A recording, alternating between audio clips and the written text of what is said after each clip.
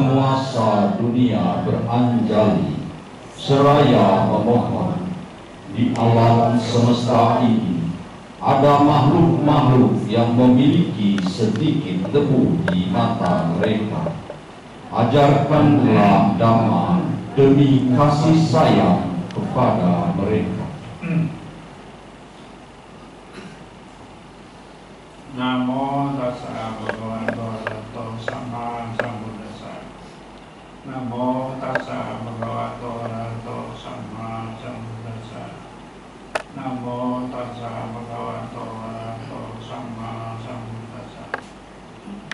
Puja ca puja niyanam etam manggala muttamam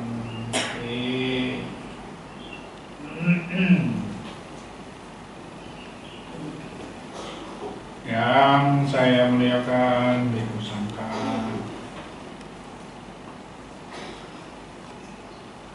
yang saya hormati pimpinan Puja Bakti pada hari ini,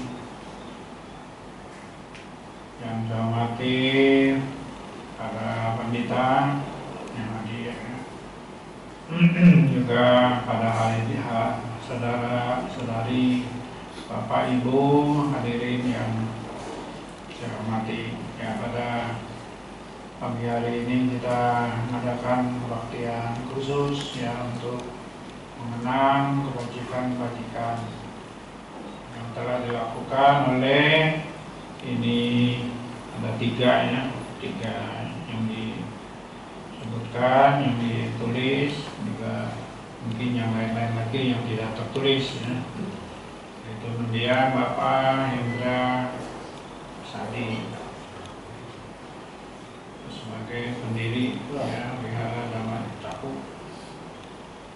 Kemudian Bapak Dodi Wiranto sebagai guru pembimbing Dhamma. Ini ada kemudian Ibu Yanti Wismawati sebagai donatur Wihara Dhamma Cakup, dan para mendiang leluhur lainnya. Ya, jadi saya menyampaikan menumodana kepada semuanya karena semuanya telah melakukan satu kebaikan dan mendapatkan keberkahan ya, sebagaimana yang diajarkan oleh Guru Agung Sama Samudra di dalam Manggala Sutta. Puja ca puja niyanam eta manggala muttamam. Jadi yang memberikan hormat pada yang patut dihormati akan mendapatkan keberkahan. Ya, jadi saya melihat, mengetahui ya Bapak, Ibu, saudara, saudari pada hari ini ya memberikan hormat pada yang tadi disebutkan. Ya, ini adalah satu keberkahan. Jadi semuanya yang hadir di sini yang mendapatkan keberkahan. Saya melihat, mengetahui semuanya mendapatkan keberkahan. Saya ikut bahagia, anumodana ya. Ya, jadi kalau yang satu ini Bapak Hendra, mungkin Bapak Subala ya. Ya, kenal baik ya, kenal lama. Tahun berapa tadi? 38 lalu. Nanti Subala mungkin sama kali ya. Tahun berapa nanti Subala? 38. 38 sama. Usianya sama. Yang kenal baik nanti Subala. Nah, masih apa itu Dodi itu ya saya kenal. Ya. Jadi murid saya di itu STAB Nalanda. Kemudian ya melanjutkan pendidikannya di S2. Ya, juga saya yang bantu masuk ke itu Banaras Hindu University BHU di Banaras sampai selesai ya, sampai S2. Ya, saya melanjutkan S3-nya tidak bisa ya, karena ada beberapa itu halangan ya, rintangan yang tidak bisa. Kemudian yang ada di sini juga tadi sudah disebutkan ya, Pak Hendra ini juga mendirikan salah satu seorang pendiri ya dari wihara yang sekarang tempat yang kita kunjungi ini.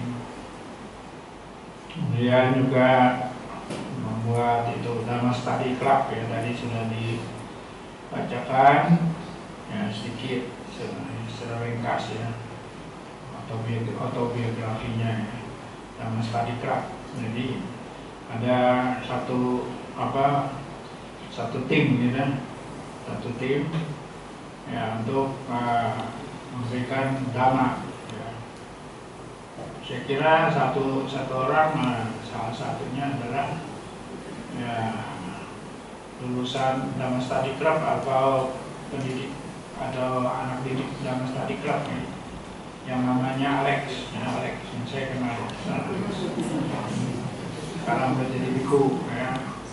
Jadi Alex ini dari muda ya berbakti ya kepada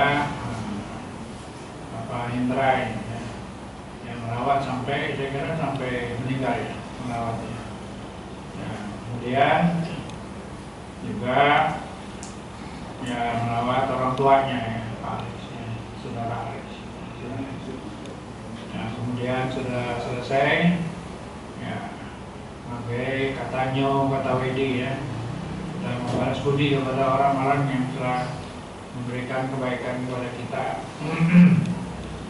Ya setelah tugas-tugasnya selesai, setelah Alex ini ya jadi biku sekarang ya, ada di antara kita sini ya. Jadi ini antara mungkin salah satu ya, anak didik ya, yang kemudian ya, jadi pembimbing juga, dan sekarang jadi biku ya, jadi biku. Jadi banyak itu alumni yang Dhamma Study Club-nya banyak ya. Nah, juga pernah mengadakan Dhamma Study Club ya di Wihara Mencaka ya. Nah, ya. Jadi kalau memberikan dhamma itu satu tim ya. Dan Pak Dodi ini salah satu timnya,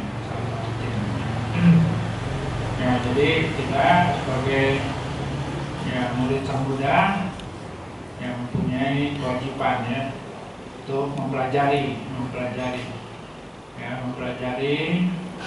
pertama tentu belajar ya, variatif namanya ya, variatif. Nanti kalau sudah belajar, kita mempraktekkan banyak sedikit ya yang kita pelajari ya, kita praktekkan dalam kehidupan kita sehari-hari ya, pati-pati namanya, pati-pati.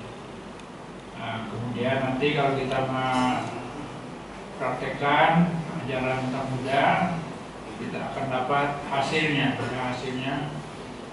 yaitu berupa ya kebijaksanaan ya, duniawi maupun di atas duniawi ya, di atas duniawi. Jadi kita dapat kebijaksanaan. Ya kalau di dalam kebikuan ya belajar dulu variatif ya, biku yang baru itu belajar 5 tahun ya, 5 tahun. Jadi belajar Dhamma Vinaya selama 5 tahun. Nah, kalau di Thailand itu ada lembaga pendidikannya sih sudah mantap ya, sudah stabil. Jadi ada variatif. Jadi 5 tahun pertama yang disebut Nawaka Biku itu belajar. Jadi ada belajar di wihara ya, namanya Nakdam. Nakdam 3, Nakdam To, Nakdam Ek. Jadi biku-biku baru itu belajar. Nah, kemudian nanti ya ada 4 kalau nggak salah mata pelajarannya ya. 1 riwayat Buddha, 2 kedua Dhamma, ketiga Vinaya, keempat mengarang, yang mengarang Dhamma, yang Tantri, Tanto, Natami. Ya, kita sudah mirim ya beberapa biku kita anggota STI dikirim ke Thailand untuk belajar. Ya, diantaranya ini adalah Bante Dhammajato ya, Dhammajato yang ada di sini. Ya. Kita kirim dulu. Nah, jadi sudah selesai ya, Natantri, Natanto, Natane, ya variatif ya. Kemudian belajar lanjutan, ada belajar. Dan sekarang yang ada ini adalah biku Sakadamo ya, Sakadamo dan biku kita satu baru saja dikirim ya. Bahasa ini di Papua kan. Yang dapat itu dalam kita ya sudah itu lurus ya, Natantrinya sudah lurus. Ini tahun depan nanti ikut Natanto yang tingkat 2. Gitu ya. Nanti kalau sudah selesai itu ada pelajaran bahasa Pali ya. Nah, pelajaran Pali ini dari tingkat 1 sampai tingkat 9. Tingkat 1 sampai tingkat 9. Nah, kalau bisa lulus tingkat 3 ya sampai ke 9 itu namanya ditambah ya, nama bikunya ditambah dengan Maha ya, Maha. Jadi kalau udah 3, 4, 5, 6, 7, 8, 9 itu namanya Maha, tambahin Maha.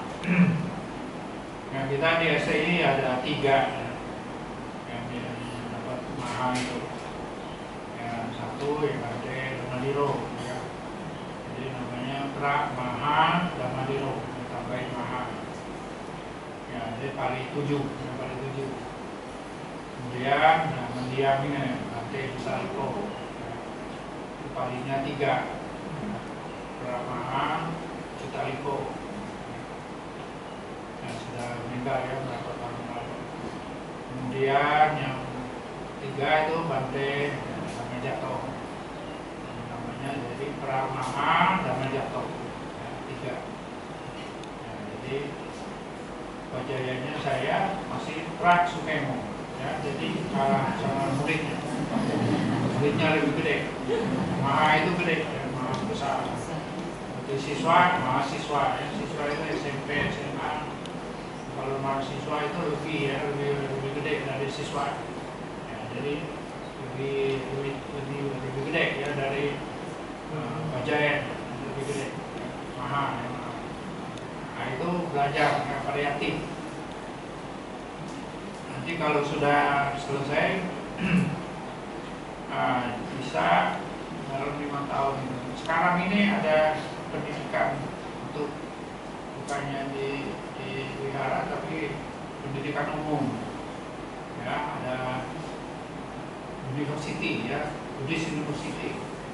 Nah, di Thailand itu ada 2. Mahamadut Buddhist University, ada lagi Mahachulalongkorn Buddhist University. Nah, sekarang ya Sangkatan Roda Indonesia mengirim 1 itu biku ya, untuk kuliah di Mahachulalongkorn Buddhist University. Itu untuk mengambil S3 ya, PhD 3. Nah, jadi sekarang pendidikan sekarang itu biku boleh masuk ke university ya. Juga bisa masuk ke university negeri ya di Thailand. Kalau yang lalu itu susah ya, nggak bisa. Banyak pada pergi ke India ya. India itu menerima ya lulusan dari Mahamadut itu. Nah, kemudian mengambil S2, S3 di India. Nah, sekarang ini biku ya bisa kuliah di Mahachulalongkorn atau Mahamadut University atau di universitas negeri di Thailand. Ini yang ambil pelajaran itu variatif.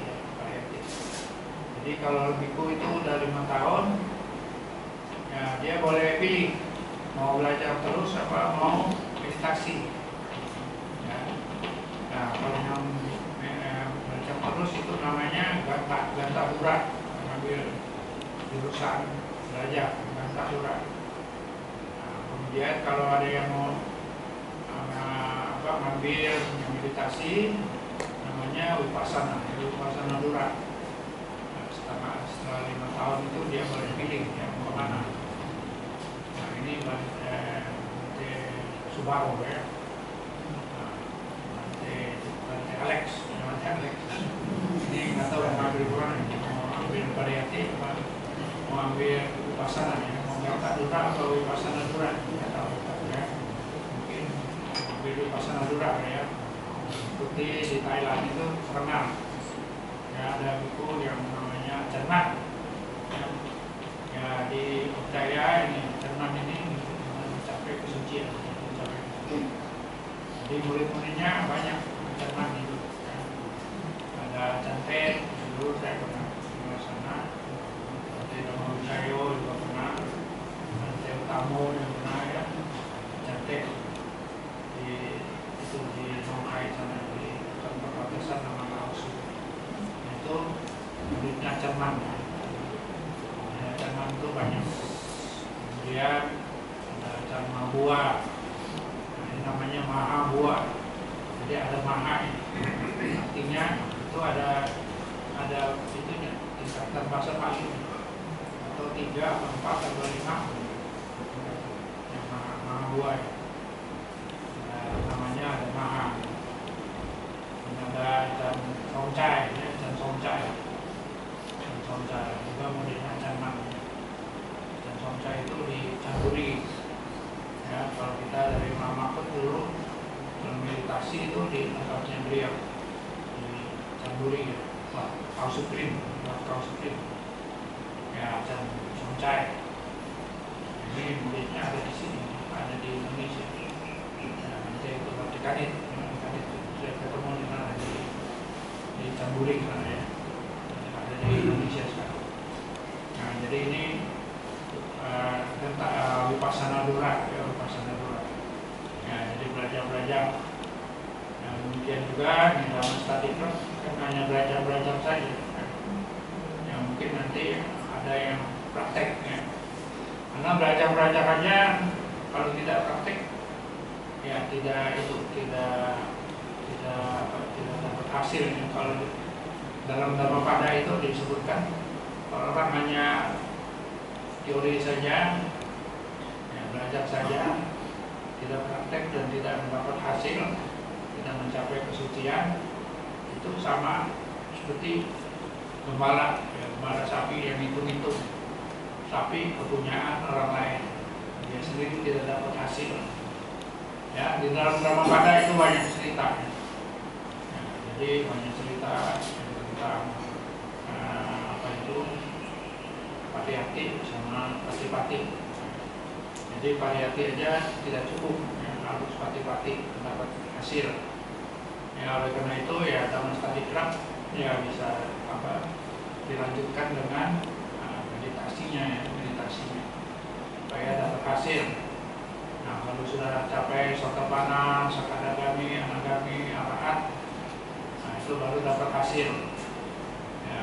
Khususnya kalau Arahat, maka tugas kita sebagai murid Sang Buddha itu sudah selesai yang namanya aseka, sudah tidak bisa latihan lagi, sudah tidak berlatih lagi, sudah selesai ya.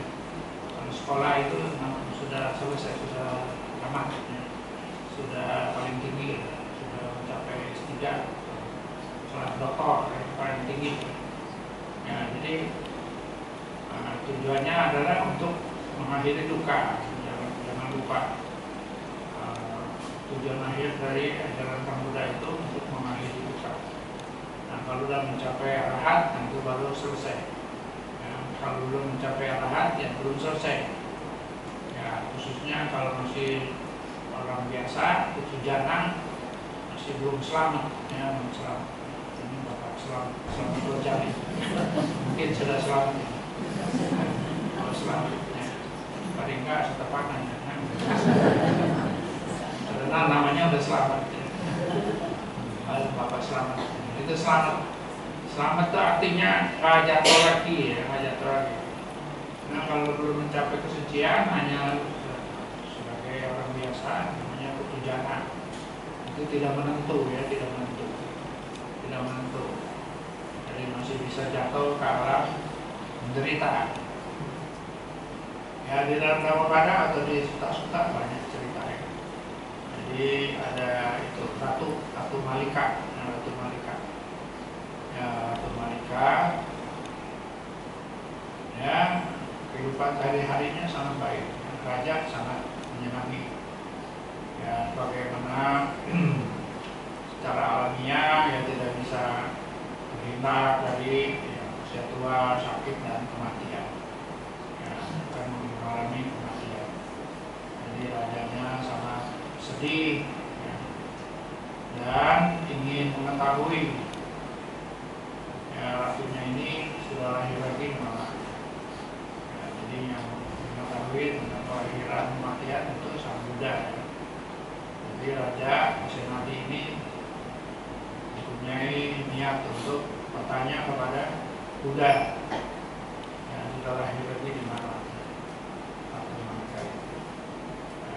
Karena dalam kehidupan sehari-hari raja itu melihat ini ratunya sangat baik sekali. Ya, pasti lahir di alam bahagia.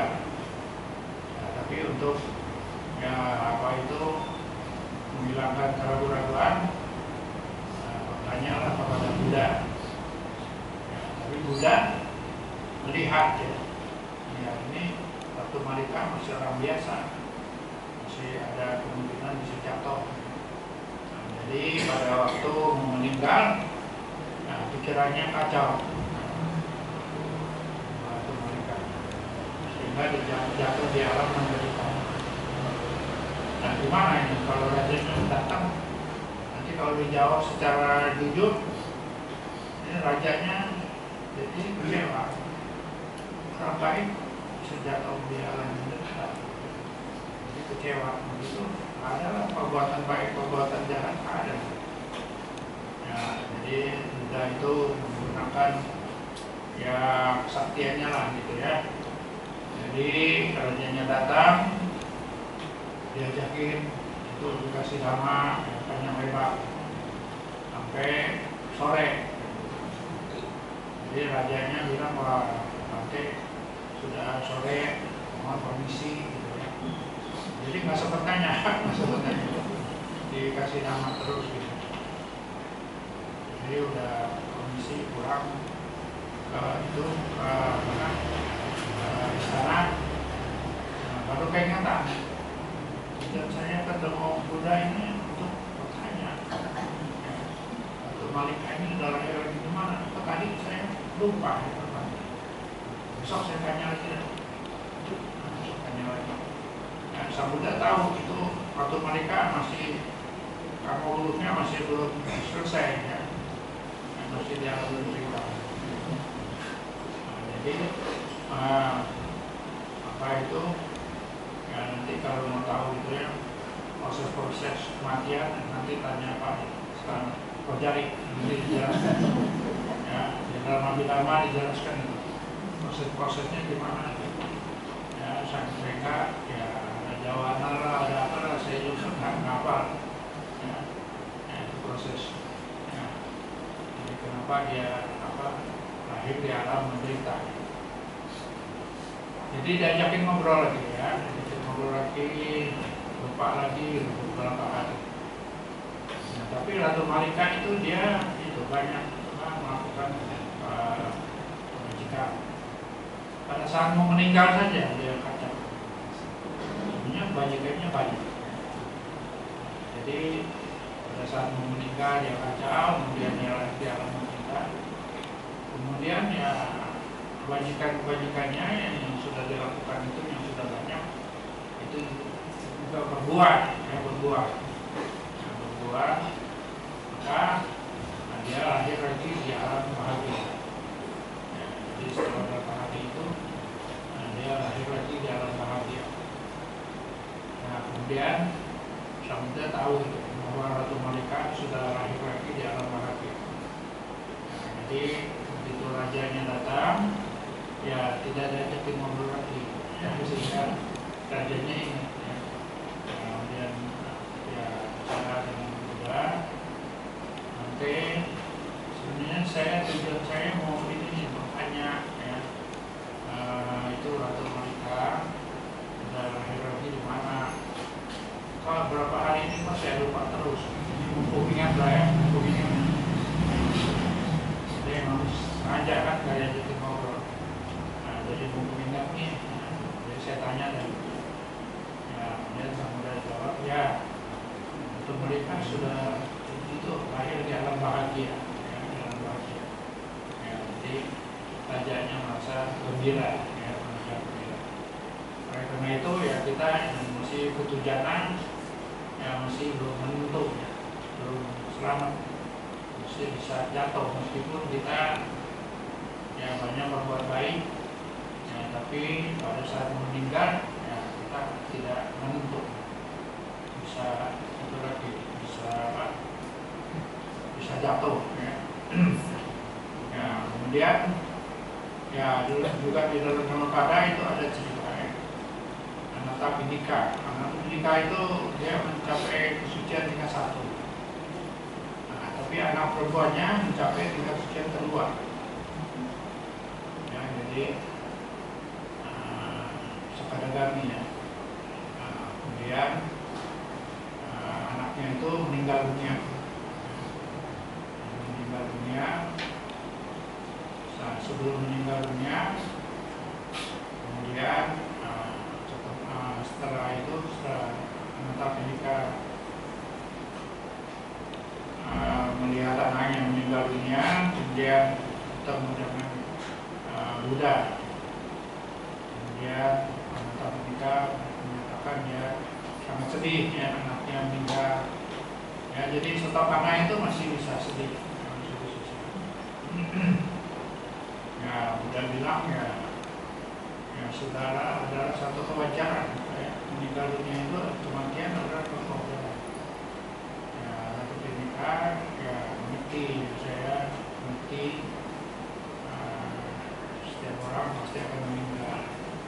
Cuma yang bikin Anathapindika sedih itu anak perempuannya itu sudah bicaranya sudah tidak benar ya. Ya, jadi saya ini kan ayahnya. Kenapa? Karena dia anaknya itu panggil saya sebagai adik. Jadi dia menyatakan bahwa pikiran anaknya ini sangat kacau, tidak bisa membedakan. Ya, saya ini ayahnya mau dipanggil adik. Jadi ngomongnya sudah kacau. Jadi kalau orang sudah meninggal, pikirannya kacau, nanti bisa jatuh kalau menderita. Jadi Anathapindika merasa sedih karena dianggap anaknya itu pikirannya udah kacau. Nanti kalau meninggal ya lahir di alam menderita. Kemudian Buddha menjelaskan, oh itu anak Anda itu mencapai tingkat kesucian kedua. Kadang-kadang maka anaknya itu memanggil sebagai adik. Adik ini bukannya adik kandung, bukan, sebagai adik kesucian, adik kesucian ya. Jadi putrinya itu mencapai tingkat 2. Jadi adik kelas lah ya, adik kelas. Anathapindika kan kelas 1, ini sudah kelas 2. Jadi dipanggil adik. Nah, jadi Anathapindika mendapat penjelasan Sang Buddha merasa bahagia ya. Ya, jadi bisa mencapai kesucian ya. Rumah tangga juga bisa mencapai kesucian. Ya, oleh karena itu dia belajar ya, dana, sila, samadhi, panya ya. Dana, sila, samadhi, panya ya, jadi dana sila saja ya, kalau kita itu berbuat bisa lahir di alam bahagia ya. Di dalam ajaran Sang Buddha kita mengenal ada 6 alam bahagia, 6 alam bahagia. Kemudian kalau kita melaksanakan samadhi mencapai jana, rupa jana, ada rupa jana, itu bisa mencapai alam Dewa Brahma. Ada Dewa Brahma yang ada rupanya itu ada 16 ya. Kemudian yang arupa itu arupa Brahma ada 47. Nah, jadi samadhi juga bagus ya, tapi belum cukup, bisa jatuh, masih bisa jatuh. Yang paling bagus itu melaksanakan vipassana ya. Vipassana ya, vipassana baru itu bisa memikisnya, baru sama ya, baru sama. Nah, nanti belajar sama Romo ya, Romo Islam itu. Nanti ada akusala cita ya, ada 12 ya. Akusala cita ya, akusala cita 12. Nah, robanya ada 8, dosanya 2, mohanya 2. Nah, dengan vipassana itu robanya 4, mohanya 1 bisa dikikis yang mencapai sotapanna. Nanti berulang lagi. Nah, dosa mula citanya 2 itu dikikis, jadi anak kami akan bisa mengikis semua. Nah, ini bahwa dosa mula dikikis 12 itu dosa cita bisa mencapai arahat. Nah, ini tujuan akhir dari ajaran Samudra. Nah, karena itu vipassana ini adalah cara yang sebaiknya untuk mengikis seluruh dosa mula. Oleh karena itu ya kita latihan lagi seluruh dosa mula untuk mengikis seluruh dosa mula itu dengan melaksanakan dana, sila, samadhi, paning. Karena itu ya jangan kita berhenti berjuang terus ya, sampai kita mencapai tingkat kesucian arahat baru kita selesai ya. Jadi nasihat Samudra Pamadena sampai hak saat sebelum meninggal ya, kita berjuang terus ya, jangan lalai sampai kita mencapai hasil tinggi ya, baru kita sudah bebas ya, dari duka. Ini tujuan akhir dari ajaran Samudra.